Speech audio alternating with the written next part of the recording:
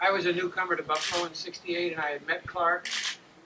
And they were just finishing the terminus, kind of the end of the expressway, and I was nonplussed because I had just been in Europe for 5 years, working in all over the Middle East and seeing beautiful, beautiful things, and had learned a whole new respect for archaeology and ancient artifacts. And it was clear to me at the time that this particular artifact, the Humboldt Expressway, with the trees and the whole links between the park, the Martin Luther King Park and Delaware Park, was the centerpiece of Olmsted's masterpiece, and it was his masterpiece.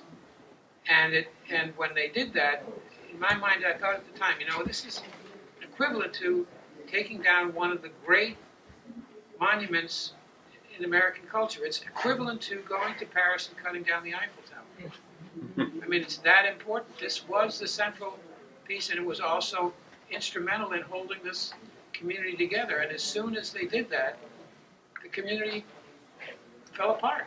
We now have two communities, which we struggle to bring them together politically, socially, culturally, in every way because of this damn road.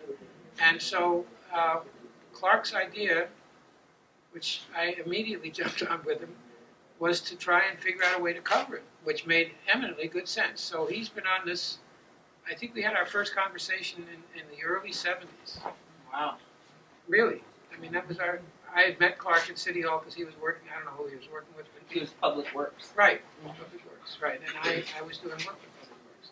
So we talked about this many times, and we swore to each other, somehow, Clark, we'll get this done. And so it sort of languished for a long time, and then it's come back, and now we have Rock.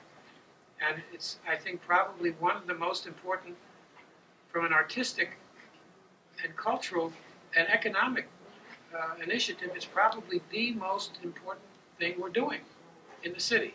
I mean, we can talk about the Peace Bridge, we can talk about a lot of other stuff, but this cost this city $250,000 in terms of its value, because it split the community in half, and everybody moved out. Didn't have to move out, probably wouldn't have moved out, but it's a travesty that needs to be corrected. And so I think I've been really privileged to work with everybody to kind of participate and throw out my ideas a little bit here and there. And I've been absent the last few weeks, or the last few months, but I'll be back.